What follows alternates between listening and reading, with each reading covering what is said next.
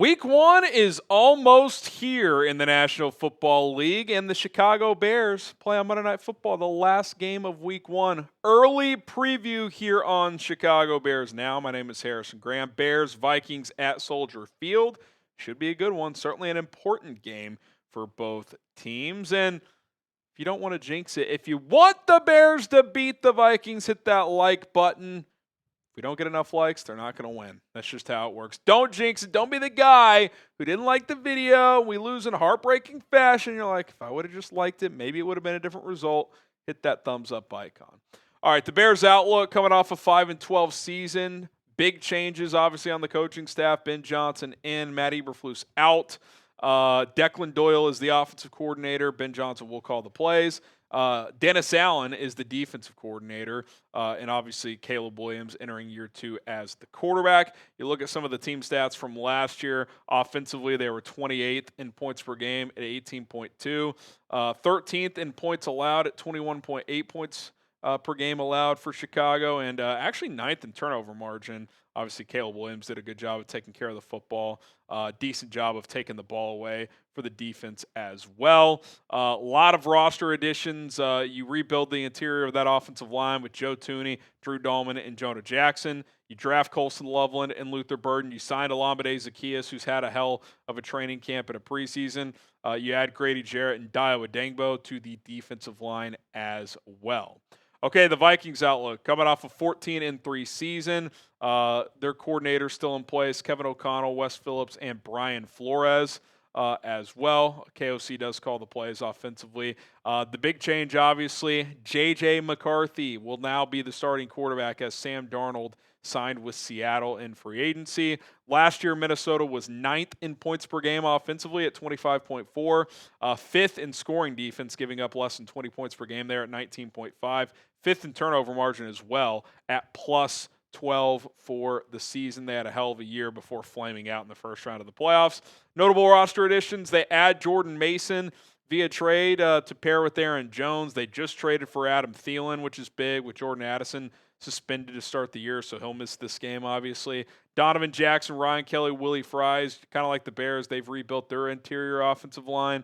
They add Jonathan Allen and Javon Hargrave on that defensive line in free agency, and then they bring in Isaiah Rodgers to be one of their starting outside corners. Both teams have had notable change. I mean, for Minnesota, you go from Sam Darnold, who had by far the best year of his career, to J.J. McCarthy, who's a pretty relative unknown. They beefed up their offensive and defensive lines. The Bears obviously just gutted their coaching staff, added a lot of pieces on both sides, rebuilt their interior offensive line as well. So it's going to be interesting to see how these teams look. It'll probably look pretty notably different for each team compared to last season.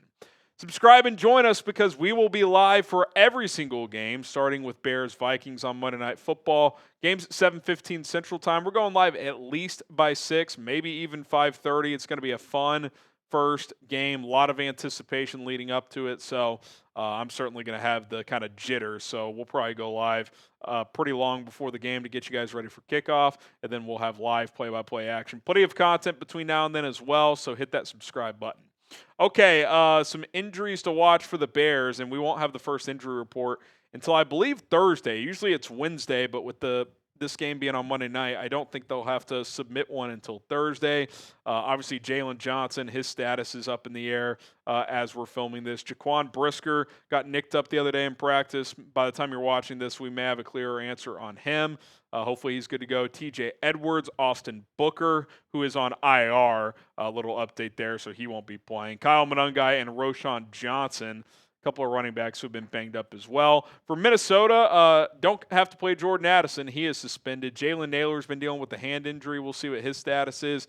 Andrew Van Ginkel's missed a couple weeks of practice. Sounds like he's probably good to go, but that's something to monitor. And then Harrison Smith has been labeled with a personal health issue, so not sure what's going on there with the veteran safety, but a few notable names to watch. Again, we'll have the first official injury report later this week. Okay, who has the edge? Head coach. You'd have to give it to Kevin O'Connell. He's one of the best young head coaches in the NFL. I believe Ben Johnson will enter that stratosphere. I know you guys do as well. End of the day, though, this is Ben Johnson's first game. We haven't seen him coach a play as a head coach. Liked what I saw in the preseason, but this is a completely different deal, and you're going up against a head coach who's pretty established. Sure, he hasn't won a playoff game yet, but he's 34-19 in the regular season. He's got a 14-win season under his belt. He's got a 13-win season under his belt. He's done a pretty hell of a good job in his 4 seasons in Minnesota. So I think 3 seasons, 4 seasons? I don't even know. So regardless, he's doing a great job, and we're hoping Ben Johnson can get to that level and surpass him. Okay, quarterback. Same thing on the flip, though. Bears. Now, Caleb Williams isn't as established at his position as Kevin O'Connell is as a head coach, but Caleb Williams played his entire rookie season. Had some ups, had some downs, certainly wasn't pretty at all times, but a lot of reps, a lot of value there, and now he's got a lot of pieces around him. He's got Ben Johnson designing this offense, and on the other side, it's a complete unknown in J.J. McCarthy. Caleb Williams showed enough last year where I will take him over J.J. McCarthy, who has taken 0 snaps up to this point. Could this change by the time we play the Vikings the second time? Sure, maybe J.J.'s better than Caleb. I don't see that to be the case, and based on what we have so far, there's no way of even thinking or knowing that that would be the case. Okay, skill positions. For this game, it's the Bears. I think Jordan Addison's absence tilts the scales in the Bears' favor here. Obviously, you got Swifty out of the backfield, but 4 good receivers and DJ Moore, Rome Odunze, Olamide Zaccheaus, and Luther Burden, 4 guys who on any given week can have a big game. 2 tight ends that can have big games as well, and Cole Kmet and Colston Loveland. So that's 7 weapons offensively at the running back, receiver, and tight end positions that you feel good about. Don't get me wrong, the Vikings still have good talent. Aaron Jones and Jordan Mason should be a good pairing. Justin Jefferson and Adam Thielen's going to be a good duo. TJ Hawkinson, but Bears have 2 tight ends. They have 4 good receivers I feel good about. Jordan Addison is out. If Jordan Addison was playing in this game, I'd probably put it in the push category, whereas the Bears may have more volume, but that trio at receiver with Addison, and the second time the Bears faced them with Thielen as the 3, that's going to be a tougher task. But I will give the Bears the slight edge in skill talent with Jordan Addison absent, one of the best number 2 wide receivers in the NFL. All right, guys, today's show is sponsored by Prize Picks. Football is back as the opening weekend of college football is rolling along, and the big boys will get going soon as well. It's very easy to play Prize Picks as you just pick more or less on stat projections on 2 to 6 player lineups. If you get your lineup right, you can win up to 2,000 times your money. And by the way, for week 1, for the big fellas, got an awesome deal for you guys. Dak Prescott. He's going to have to put up big yardage this year. Well, how about half a passing yard? You take the more on that, pair that with something else, up to 6 players or just a 2-player lineup. That's probably what I'll do with you being halfway home to a 2-player lineup win here. Pair that with something else you like and set your lineup today. The only thing you can't do here is pick another Cowboys player. You'd have to pick a player on a different team, but you can pick a player in a completely different sport. You want to put a Cubs player in your lineup? You can do that. PrizePicks.com/CLNS. Download the PrizePicks app today. Use code CLNS to get $50 in lineups after you play your first $5 lineup. That's code CLNS to get $50 in lineups after you play your first $5 lineup. It's PrizePicks. Run your game. Okay, offensive line. I'll go push. I think the ceiling of the Bears is probably a little higher, believe it or not, but a lot of those guys in Minnesota, or both tackles in Minnesota, are pretty established. We'll take a look at theirs in a second. Darnell Wright had a good but not a great camp, and obviously left tackle's been an issue. Let's just be honest, and that's an important position.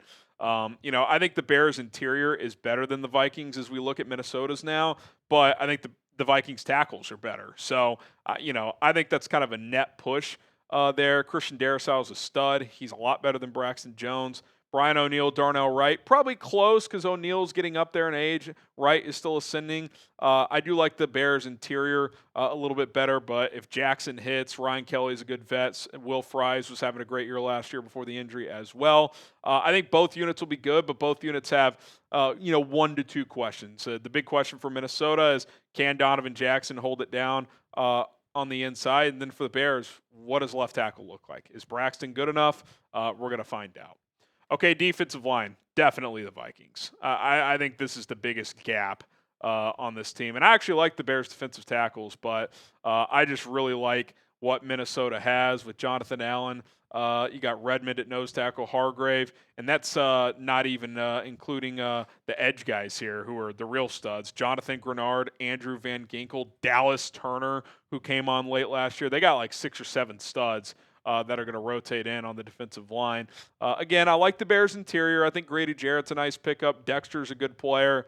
Andrew Billings can play the run well. We'll see if Turner or Williams offer anything. Need Montez Sweat to bounce back, and we're hoping for Dayo Odeyingbo. Didn't show much in camp, but they paid him to be a good player, so we'll see what happens there. But I think the Vikings have a clear edge on the defensive line. Clear edge.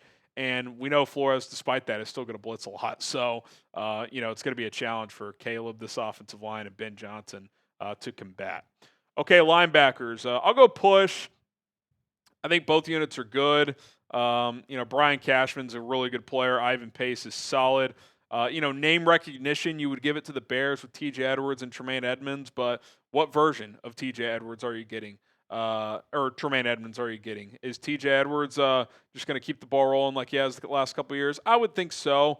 Gun to my head, if I had to pick, I'd probably lean Bears, but Cashman's been really good, so I'll go push on this one.